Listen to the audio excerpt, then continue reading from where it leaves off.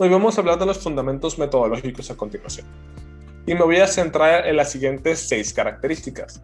Vamos a hablar de ventajas y desventajas del ensayo controlado aleatorizado. Vamos a hablar de manera muy sencilla cómo se selecciona la intervención en el grupo control.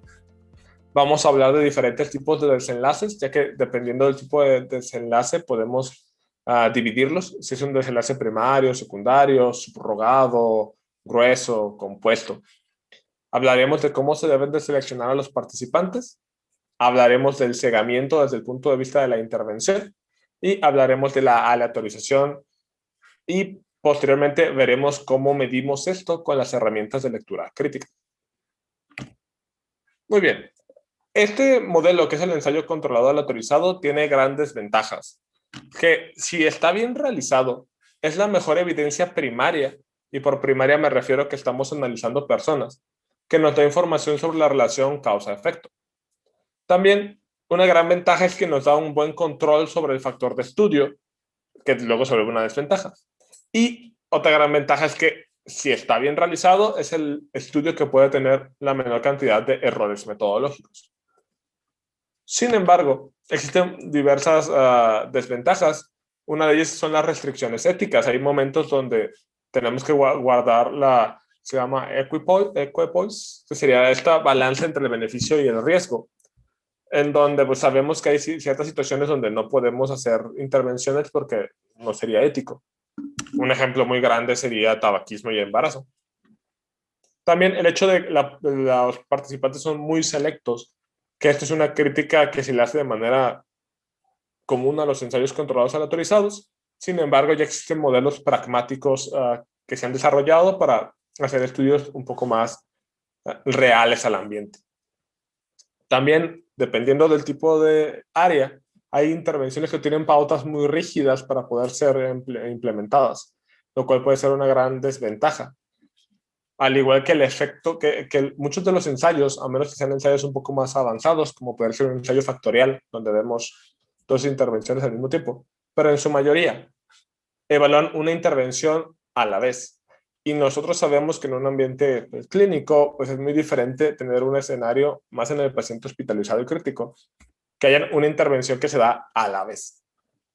Y son muy costosos. De hecho, actualmente obtener fondos para un ensayo es complicado, ya que los costos que esto implica, y también depende de la magnitud del ensayo, pues pueden ser muy elevados. Y aquí vamos a ver un pequeño ejemplo de cómo es un ensayo paralelo de 2 grupos. Y digamos, veamos lo siguiente. Tenemos una población que nos interesa estudiar, en donde tenemos, digamos que de nuestro hospital, a todos los pacientes que tienen COVID severo, y queremos saber si la combinación de dexametasona con tocilizumab es mejor que solo dexametasona. Entonces tenemos a todo el universo de estudio, toda la población que nosotros tenemos acceso para hacer el estudio. De esta población que yo quiero estudiar, por lo general yo tomo una muestra, en donde yo hago un cálculo de las personas que necesito para comprobar mi hipótesis o en algún punto para probar esta teoría. De esta muestra nosotros sabemos que estos individuos tienen características únicas. Pueden ser hombres, mujeres, pueden tener diferentes severidades, pueden tener diferentes comórbidos, pueden tener cualquier modificador del efecto o cualquier variable confusora que nosotros tenemos que entender, porque sabemos que estas pueden tener un efecto cuando yo estoy haciendo mi comparación. Entonces, yo sé que esto está dentro de mi población. Así que algo que a mí me ayuda con el ensayo controlado aleatorizado es que en el momento que yo aleatorizo a los pacientes, yo puedo permitir que estas características, si estoy aleatorizando de manera apropiada, queden distribuidas de manera homogénea entre ambas poblaciones. Y pueden ser características que yo conozco y estoy consciente que son importantes, o algunas que yo no conozco porque la patología es nueva, como ocurrió con COVID. Así que, y hay diferentes tipos de aleatorización. Si yo realmente creo que conozco todas las características que son fundamentales para esta patología, yo puedo hacer una aleatorización estratificada por diferentes bloques y grupos y puedo garantizar que estos estratos que yo estoy considerando que sean útiles me permitan acomodar que queden distribuidos de manera igual entre los diferentes grupos. También ocurre algo muy importante aquí, que es la parte del cegamiento. Yo puedo cegar u ocultar la aleatorización del investigador principal, además de ocultar el seguimiento y las evaluaciones que van a ocurrir durante el desarrollo del estudio. Los cuales, estas dos son partes fundamentales de este diseño, tanto conservar que la aleatorización sea buena y se respete, como que el cegamiento se pueda preservar durante todo el estudio, tanto en su inicio, como en su desarrollo, como en su final. Una vez que tenemos eso, vamos a tener un grupo A y vamos a tener un grupo B. De este grupo A y de este grupo B los vamos a seguir con el tiempo. Y por desgracia ocurre, es frecuente que haya pérdidas durante este seguimiento. Así que es muy importante que nosotros entendamos cómo fueron las pérdidas y qué mecanismo de pérdida ocurrió, que hay tres principales asociados a la aleatorización, no asociados a la aleatorización y missing at random, no missing at random, me hace falta uno, que ahorita lo voy a tratar de recordar. Así que es muy importante que nosotros entendamos cuál fue el mecanismo de la pérdida, ya que si la pérdida ocurrió secundario a algún evento de la intervención, pues esto realmente va a afectar nuestra interpretación y nuestro análisis estadístico, más si no los consideramos dentro del análisis. Entonces, al final, nosotros tenemos lo que sigue, o sea, tenemos a los pacientes que llegaron al final del grupo A, los pacientes que llegaron al final del grupo B, y aquí vamos a medir nuestro desenlace. En donde, en esta ocasión, por fin es el ejemplo, va a ser de función, y vamos a determinar cuántos pacientes fallecieron en un grupo y cuántos fallecieron en el otro grupo. Esto es muy importante. Si se fijan, este es un esquema relativamente sencillo de un ensayo controlado aleatorizado paralelo, con una esquematización pues, muy simplista. Pero de manera general, esto es lo que pasa cuando nosotros leemos este tipo de diseños. Y es muy importante que nosotros evaluemos, o cuando hacemos la evaluación del estudio, tenemos que considerar que todas estas partes, desde la planeación, desde cómo, si la aleatorización fue exitosa o no, desde el seguimiento y cómo el análisis de los datos se realizó para garantizar que haya sido hecho de manera apropiada y transparente y que nos da certeza de que los estudios que leímos son confiables. Después viene esta selección de la intervención y del grupo control, que es muy importante desde el punto de vista del planear un ensayo controlado aleatorizado o desde leer cómo se implementó, ya que al final lo estamos leyendo porque queremos replicarlo. Así que esa es una parte muy crucial, donde nosotros debemos de considerar varios aspectos. ¿Qué dosis fue la que se usó? ¿Qué duración? ¿Con qué frecuencia se dieron? ¿Qué riesgos y beneficios se consideraron de la intervención? Y de aquí parte de lo que les comentaba, qué tan viable es que la intervención no la conozcan los participantes del estudio. Si hay viabilidad para el cegamiento, si es una intervención única o una combinación de intervenciones.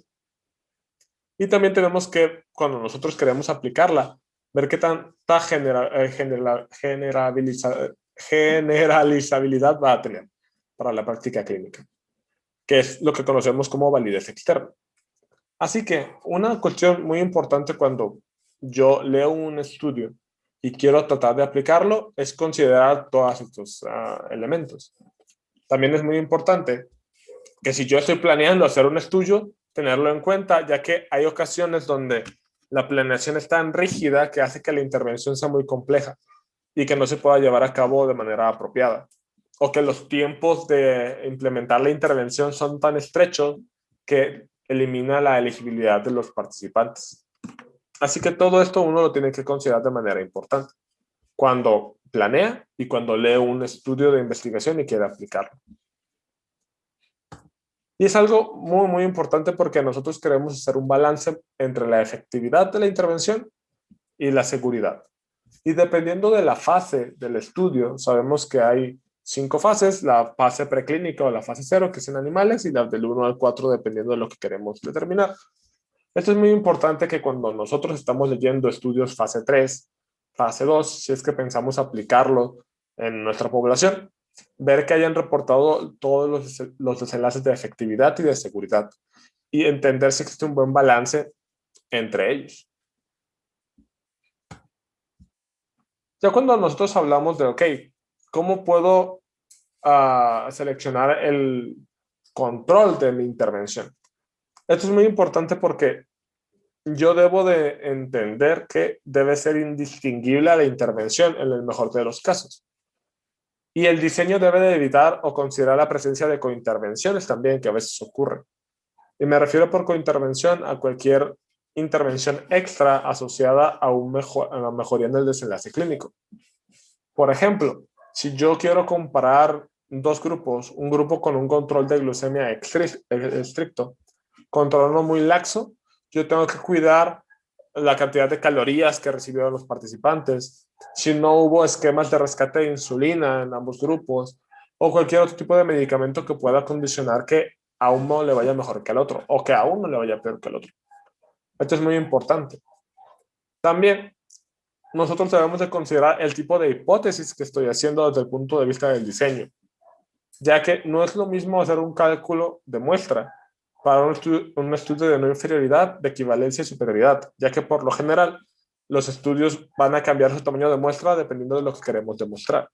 Si yo quiero demostrar superioridad, es muy común que yo requiero más muestra que si yo requiero no inferioridad, ya que yo determino los umbrales de manera diferente, que es algo que si les interesa lo podemos discutir, hay mucha literatura al respecto a eso. De aquí pasamos a los desenlaces, los cuales se pueden dividir en diferentes aspectos. Yo voy a hablar de tres principalmente. Del desenlace primario, el cual en el ensayo clínico es el que se usa para hacer el cálculo del tamaño de la muestra. Y esto obviamente va a tener implicaciones en el diseño y en la aplicabilidad de estudio y en el presupuesto del estudio. Es por eso que es muy importante cuando leemos un estudio entender cuál fue la variable que se usó para el tamaño de muestra, ya que esto nos va a ayudar a entender cómo las demás variables o desenlaces que se midieron, si van a alcanzar un buen poder estadístico o no un buen poder estadístico. Que esto es fundamental para evitar tener errores principalmente del tipo 2, tipo beta. Aunque también va a depender de qué fórmula usaron para el cálculo del tamaño de la muestra y cuál intervalo de confianza usaron para ver si realmente podían comprobar de manera apropiada su hipótesis o no. Sin embargo, si nosotros leemos un estudio, lo ideal es entender cuál fue el que usaron, ya que esto va a tener implicaciones muy importantes. También podemos dividirlos en desenlaces clínicos como tal, otras literaturas les llaman desenlaces gruesos, en donde tenemos la mortalidad, tiempo de estancia hospitalaria, recurrencia de alguna enfermedad, complicaciones, remisiones, lo cuales son desenlaces clínicos que nos interesan durante la toma de decisiones. También podemos encontrar algo que se llaman los desenlaces subrogados, que son íntimamente relacionados con los desenlaces clínicos. Sin embargo, en ocasiones requieren estudios por su cuenta para determinar que hay alguna adecuada correlación entre ellos. Por ejemplo, la densidad ósea es un desenlace subrogado de las fracturas. Sin embargo, algo que es muy importante de contemplar es que en ocasiones algunos de estos no son tan buenos y su correlación no es tan alta con el desenlace clínico que queremos. Un ejemplo muy común sería hemoglobina glucosilada, que sabemos que es un desenlace subrogado muy comúnmente utilizado. Sin embargo, tiene sus eventualidades respecto a la correlación con ya desenlaces clínicos, como puede ser mortalidad, que hay debates de qué tanto se asocia con la mortalidad, complicaciones, también la temporalidad de qué momento se diagnostica el paciente, son importantes. Pero estos desenlaces subrogados son utilizados de manera muy frecuente cuando, por lo general, en la práctica clínica. Así que esto vale la pena considerarlos y ver qué tanta relación tienen con el desenlace clínico como tal. Muy bien, vamos a hablar ahora de la selección de los participantes. Esto lo vamos a tocar de manera muy sencilla. Nosotros tenemos diferentes criterios. Por lo general, lo más común que se usa en la literatura son los criterios de inclusión y exclusión. Sin embargo, ya hay literaturas metodológicas que los dividen en tres o más, que es criterios de inclusión, de no inclusión y exclusión, y todo depende del punto en donde el paciente, ya sea si fue admitido o rechazado o removido del estudio. Así que es muy importante que nosotros tenemos que, cuando hablamos de los criterios de inclusión, ya sé que estamos pensando en hacer un estudio o evaluando un estudio, tenemos que pensar la severidad de la enfermedad, ya que esta severidad nosotros sabemos que puede modificar el efecto de una intervención, o que esta severidad no fue considerada dentro de la inclusión y quedaron las severidades dispersas, que un grupo quedó más grave que el otro, y esto hace que no sea una comparación justa. Y al no ser una comparación justa, evita que podamos tener mucha confianza en los resultados. Así que es muy importante que nuestros criterios de inclusión sean muy claros y precisos y que consideren todas las variables de cointervención o confusoras relevantes cuando planeamos un estudio o cuando lo estamos leyendo. Hay que entender claramente a quién incluyeron para saber si esto va a ser replicable en nuestro centro. Para esto, nosotros hablábamos de esta estratificación de los grupos, en donde si el investigador entiende de manera clara a su población, puede dividirlo por estratos y con eso generar que estas variables queden de manera equitativa y poder evitar y poder medir de manera apropiada cómo estos modificadores de efecto tienen una relación entre la intervención y los grupos. Disculpen. No, también es importante hablar de los criterios de exclusión, ya que tienen que ser muy claros y por lo general tienen que pasar por un escrutinio ético de manera apropiada, ya que desde la planeación del costo del ensayo y evitar vulnerar la salud de los pacientes, tenemos que ser muy claros en qué punto un paciente no va a ser incluido o no se va a beneficiar de participar en el experimento, o en otras filosofías es qué paciente ya una vez incluido en el estudio fue retirado de él, ya sea si no cumple con la adherencia apropiada o que tuvo intervenciones o algún otro tipo de situaciones que pueden ser problemáticas desde el punto de vista metodológico. Así que es muy importante que nosotros leamos claramente en un artículo qué tipo de población fue incluida y qué tipo de población fue excluida, ya que esto nos va a ayudar a entender qué tanto puedo confiar y aplicar la información en mi medio.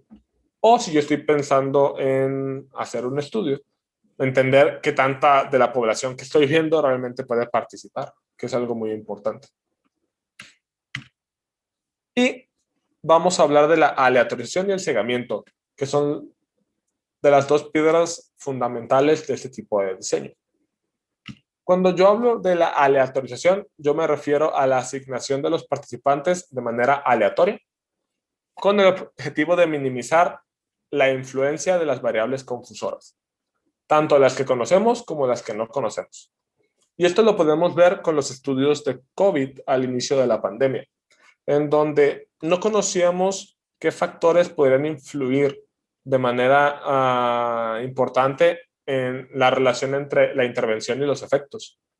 Ya con la pandemia nos dimos cuenta que el género tenía cierta relación, entre otras características como la severidad interpretada por reactantes de fase inflamatoria y otras cuestiones ahí de comórbidos, como el EPOC, la diabetes, la hipertensión. Así que con el tiempo los diseños se fueron cambiando para considerar estos factores que conocemos, para incluirlos y tratar de evitar que modifiquen el efecto de manera importante. Sin embargo, esto nace a partir de que conocemos la información y podemos usar técnicas más sofisticadas para aleatorizarlos, pero al inicio eran en su mayoría aleatorizaciones simples, o uno puede suponer, si es que tiene suficiente información, cuál de las variables puede jugar un papel y aleatorizarlo desde el inicio, nada estratificado. Pero es muy importante que quede el mensaje de que nos ayuda a minimizar lo que conocemos y lo que no conocemos también.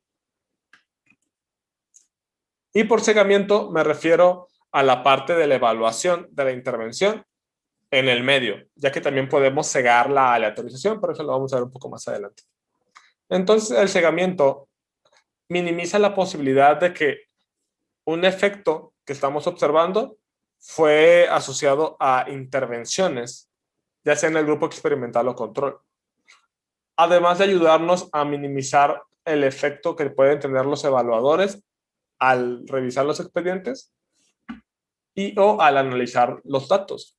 ¿Y qué sucede aquí? Si nosotros podemos saber quién está recibiendo las intervenciones, puede que de manera consciente o no, hagamos o ya sea más vigilancia a estas personas porque sabemos que están recibiendo algo que les puede hacer daño, o que les demos menos atención o más atención dependiendo de lo que quisiéramos demostrar. Si quisiéramos demostrar que la intervención es mucho mejor, puede que en ese grupo demos más cointervenciones para que se vea que el medicamento es mejor. O en algún punto, si quisiéramos demostrar que el control es mejor, podríamos jugar a su favor, ¿no? Ya sea con observaciones o con intervenciones, lo cual ya entra en un comportamiento poco ético, por eso esa cuestión de que si es con un estado consciente o no, pero es muy importante porque la sedación bien realizada nos permite evitar esto.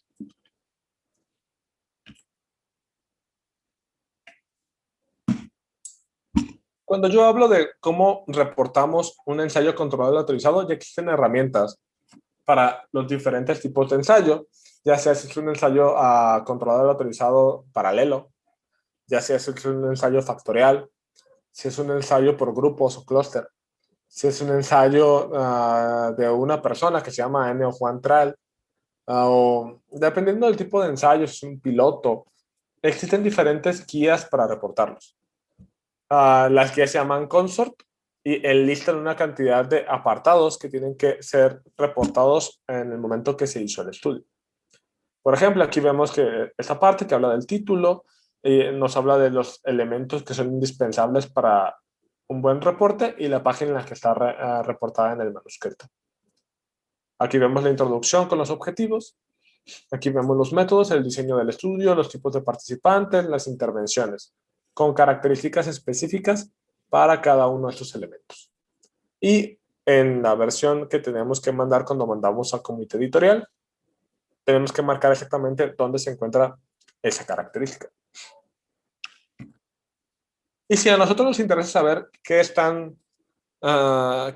qué nuevas drogas están por salir o qué fármacos hay nuevos para alguna enfermedad que nos interesa, nosotros podemos buscar ensayos controlados aleatorizados en desarrollo en la página de Clinical Trials, en donde yo puedo buscarlo ya sea por enfermedad o por droga y ver dónde se encuentran estos pacientes de esos estudios, si están en desarrollo, si ya van a terminar, qué tipo de moléculas están usando. Esto nos ayuda a entender qué está pasando con el área que nos interesa y si van a salir nuevos estudios pronto o no.